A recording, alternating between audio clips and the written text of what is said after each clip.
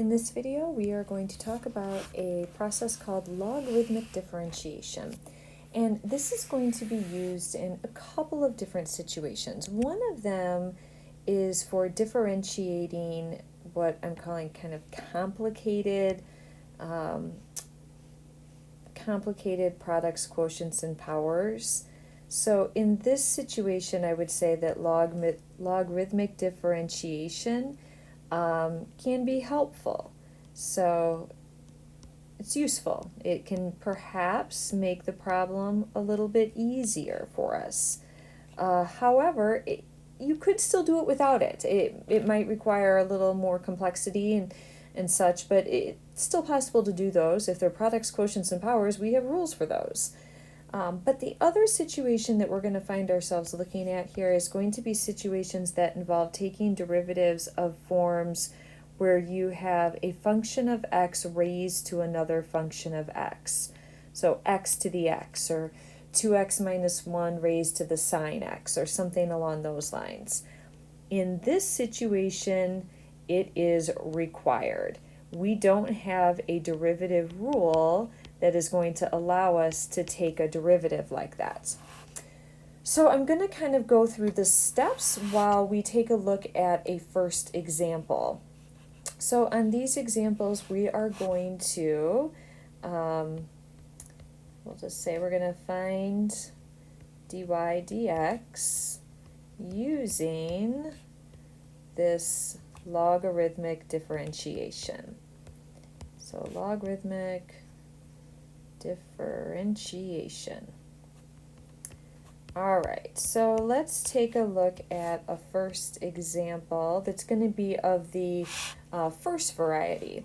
So suppose I have y equals, and I'm going to give us kind of a doozy, x cubed times the square root of 1 minus x times 2 plus x squared quantity cubed.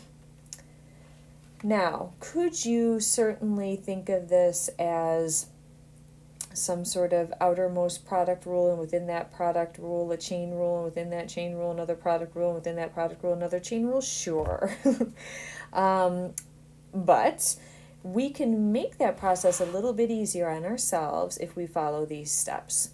So the first step, if you read up above, step 1 is we are simply going to start by taking the natural log of both sides. So I will actually rewrite this because as you're taking your notes, so I don't want you to look back and think that that was the original problem. Okay, so we are rewriting natural log of the left side and taking the natural log of the right side. And at the same time that I'm taking the natural log of the right side, I think I'll just rewrite that radical as being that whole quantity of those two binomials raised to the 1/2 power. All right, now, second step, we are going to use properties of logs to expand the right-hand side. So I want to start to think about my properties of logs here. And first, the outermost operation is going to be the product between what was the radical function to the 1/2 power that I now have it written, and then the x cubed function. So this is the first, or maybe we call it the primary operation, at least how it is now. I mean, I could maybe do some things with rules of exponents first, but I'm not going to. I'm just going to expand it as it is. So first and foremost, the natural log of a product is going to become the sum of those logs. And the second one is this pretty complicated looking one of the product of these two binomials. That whole product is raised to the 1/2 power. All right, now continuing to expand with properties of logs on the right-hand side. The next thing I have really in both cases is I have a rule of my exponents. I have natural log of something to a power. So the first one's real easy to see, that you can bring down that 3. The second one maybe not as easy to see, but you are of the structure here where you have the natural log of something to the 1/2 power. Like maybe you think of this something on the inside as like whatever it is. Let's call it a g of x or something here. But you do have kind of that structure, if that helps kind of, picturing it that way. So what we have, oops, I wasn't intending to be hitting that. Let me rewrite that. So if I have this, so this whole thing, that's like that g of x there. But notice it's not the natural log function itself that's raised to the 1/2, it's just the g of x. So I do have that structure there happening. So the next rule that I can apply on the right-hand side is to bring down the 1/2.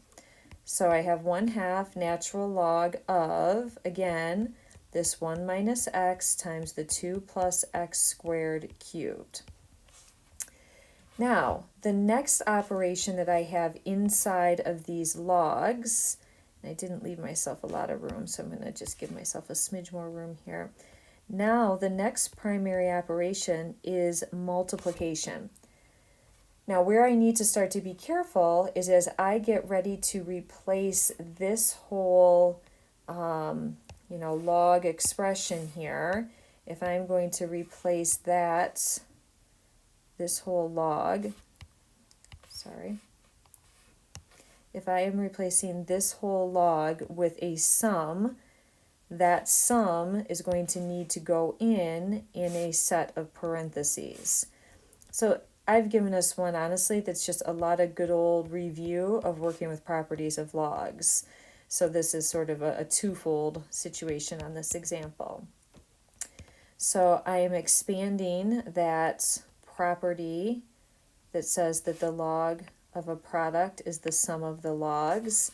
And it does need those parentheses because this 1/2 is in front of that whole quantity there. All right, so we're almost there with our full expansion. The last thing I can do is in this last term, I can bring this natural log of this, again, it's kind of the same structure again. So once again, I would say that I kind of have same thought bubble happening. This g of x here is now the 2 plus x squared. So I'm back to that kind of same structure. I would just say that I guess in this one, it's not to the 1/2 power anymore. So maybe I'll just change this and just say to some, this was just maybe some power of m or something there. So it's that same structure. All right, so I can bring this 3 down in front of just this last log. And at the same time, and this would kind of be user's choice, I think it'll just look a little bit easier in the next step, I'm going to distribute through that 1/2. So here's where we are. And maybe you're more efficient and you remember these properties of logs pretty well. I think I gave us one intentionally, probably more complicated than you're going to see in your homework. I wanted us to work for it here a little bit with these properties. All right, so here's where we're at. That's as far as we can go. So remember, the log of a sum or a difference is not the sum or the difference of the logs. We've done no calculus yet. Okay, all we've done is take the log of both sides and expand with properties of logs. So now we're on step 3, which you see at the very top of your screen up there. We are going to differentiate both sides with respect to x. So this is where we're going to apply our little differential operator here. And I'm going to take the derivative of both sides with respect to x. Now, on the left-hand side, I am differentiating a function of y. So I am going to need a little implicit differentiation step here. So on the left-hand side, natural log of y's derivative is 1 over y. You just differentiated a y, so you're going to multiply by dy dx. Okay, this is always going to be the case. So up here in step 3, this left-hand side, every time you differentiate it, you're going to have this 1 over y times your dy dx. That is always what your left-hand side is going to look like because of your implicit differentiation. Okay, so now on the right-hand side, we still have to take this derivative, but this is the reason we did it. These are going to be pretty easy derivatives. 3 is a constant multiple. Derivative of natural log of x is 1 over x. 1/2 is a constant multiple. Derivative of natural log of 1 minus x is 1 over 1 minus x, and then chain rule times -1. Last term, 3/2 constant multiple. Derivative of natural log of that function is 1 over that function times the derivative of the inside, so in this case times a little 2x there. All right, so now I'm on to the fourth step, which you see at the top of your screen still. Now we need to solve, for dy dx by multiplying both sides by y. That will always be the case on your second to the last step here. You're going to multiply everything on both sides by y. That now, of course, allows you to solve for dy dx. And we're almost there. On the right-hand side, let's just kind of clean up each of these terms. 3 over x minus 1 over 2 quantity 1 minus x. Plus, in the last term, we'd probably reduce those 2's.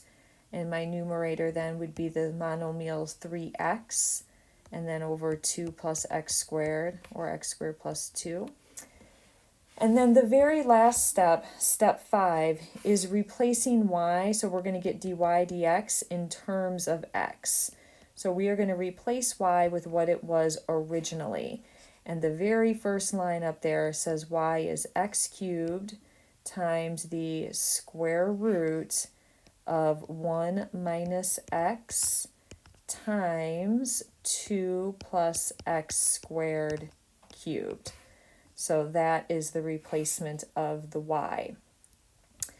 And so that whole, oh geez, I do this all the time. You'd think I would stop that. So this whole thing is the y. All right, so that's it. That's it. Makes it seem like that was, oh, no big deal. It was a lot of steps. I spent quite a bit of time kind of very slowly going through all of your properties of logs because properties of logs are important both for a logarithmic differentiation problem, but even our regular derivatives that just simply have logs in them, like go back to what we did last time, like this number 2. So just original functions that happen to have a log in them. You're not doing logarithmic differentiation, but you do start by using properties of logs. It's just that it just so happens that the given function has a log in it. This one did not. This did not have a log in it when you look at number 1 to start. We took the log to be able to expand out those products and powers and make the differentiation easier. Now, inevitably, whenever I start with that first example in a classroom, there are students that will immediately say, if I haven't already mentioned the fact that there's other situations that we need it for, like, do we have to use this? Because I would rather do 10 nested product rules within chain rules within quotient rules than to do that. But here's the thing, we do need it. So this number 1 was of the first variety that I listed up there. So this example number 1 fell under the context of complicated products, and this is where it was helpful. Maybe you would disagree. Now, the next one we're going to do is going to fall under the required portion. So this is going to be a situation where we do not have a way to take the derivative if it were not for logarithmic differentiation.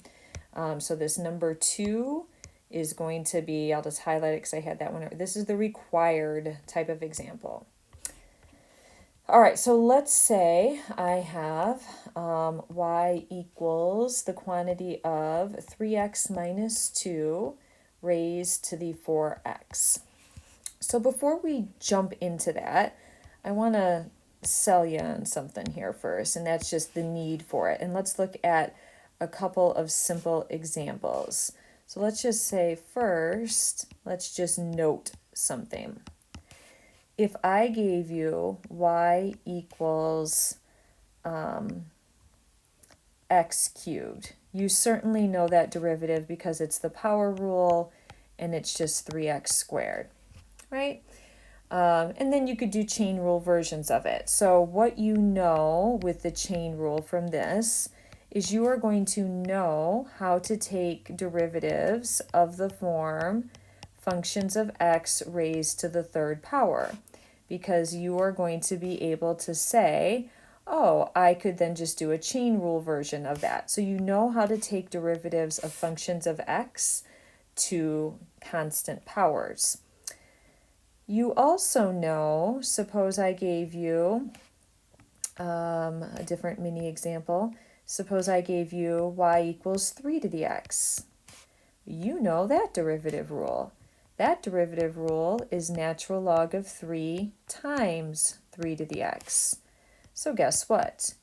You know how to take, if you apply the chain rule extension, you know how to take derivatives that are of the form 3 raised to a function of x.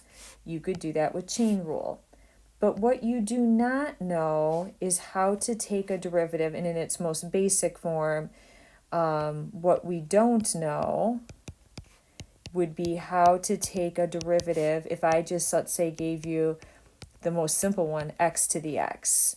So you don't know how to take its derivative. And so by extension, what we don't know is just how to take a derivative of any function of x raised to some other function of x. So I want to emphasize here, like, what we know and what we don't know. And so what we know is how to take the derivative of a function of x to a constant. We know how to take the derivative of a constant to a function of x. What we don't know is a function of x raised to a function of x. Okay, this is what we don't know. All right, and that's what we have right here. And this is where logarithmic differentiation, and so this is why, so therefore, it's the need for this logarithmic differentiation. Okay, and that is what we're going to see in an example right here. Okay, so hopefully we realize we need it. All right, so what do we start off doing? We start off taking the natural log of both sides. So same basic steps, less of the property of logs that we had to do all that expanding. It'll be less of that, but it's still the same basic steps. So we have taken the natural log of both sides. Now, on the left-hand side, what I have is natural log of y. On the right-hand side, this is my power rule property of logs. So natural log of something to a power, I can bring down that power as a multiple in front. So I now have 4x natural log of 3x minus 2. Now we are going to take this derivative. So now that we have applied our property of logs, we are going to then take our derivative of both sides with respect to x. So I'm just applying my little differential operator here. And on the right-hand side, what you want to think about is that you have a product of two functions of x. You have 4x times the natural log of 3x minus 2. All right, so that's going to mean product rule on the right-hand side. So first one left alone, 4x times the derivative of the second one. Derivative natural log of a function is 1 over that function times the derivative of the inside, so times 3. Plus, change that order, so natural log of 3x minus 2, and then times the derivative of 4x is 4. So that's our product rule. Left-hand side is always going to be the same, that derivative 1 over y, dy dx. And then the last couple of steps are always going to be the same. You're going to take the derivative of both sides, you're going to multiply both sides by y to clear that denominator on the left-hand side and be able to isolate it for good old dy dx. And so on the right-hand side, let's just clean this up a bit. We'd have 12x over 3x minus 2 plus 4 natural log 3x minus 2. That entire sum being multiplied by the y, And then our last step is we replace y with what it was equal to originally. And so this is our final answer. So there's a good example of when we need logarithmic differentiation. Okay, let's just squeeze in one more example. I'll go through this one, and then we'll be done with this video here. So again, let's start off with y equaling, and suppose I have tangent of x raised to the tan inverse of x. So there's no way I can take that derivative without the use of my logarithmic differentiation. So the first thing is I am taking the natural log of both sides. So natural log of y is going to equal natural log of tangent x raised to the tan inverse of x. So on the left-hand side, I get to apply my property of logs. And remember, that's so important. Every once in a while, I'll see someone do logarithmic differentiation. They'll like take the natural log of both sides, and then they won't bring down the power. Like, if you knew how to take the derivative of a function of x raised to a function of x, you certainly wouldn't take the natural log of both sides. So the whole reason we do that is to bring down that power. Now we can take our derivative with respect to x. So now applying our differential operator on both sides here, and then recognizing that on the right-hand side we have a product of tan inverse of x times natural log of tangent of x, so product. All right, so left-hand side, that derivative always kind of looks the same, 1 over y dy dx. On the right-hand side, good old product rule.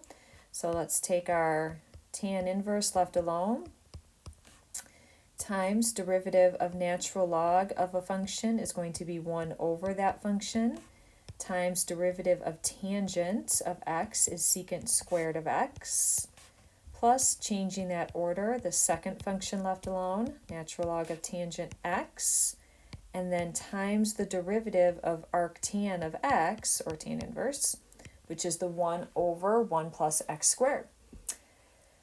All right, last step on all of these is really then just to multiply each whole side here by y. And then we have our dy dx. So dy dx is equal to, and maybe we could clean this up a little bit if we think about, you know, the fact that tangent is 1 over sine over cosine. So it would be the same thing as cosine over sine.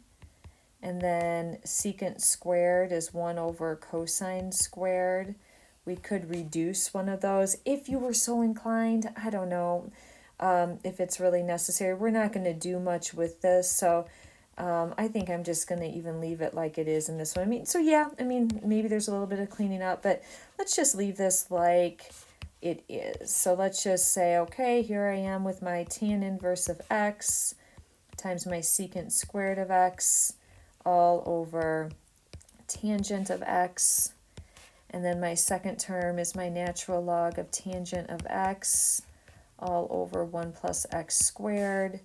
And that whole sum is being multiplied by y, which was originally tangent of x raised to the tan inverse of x.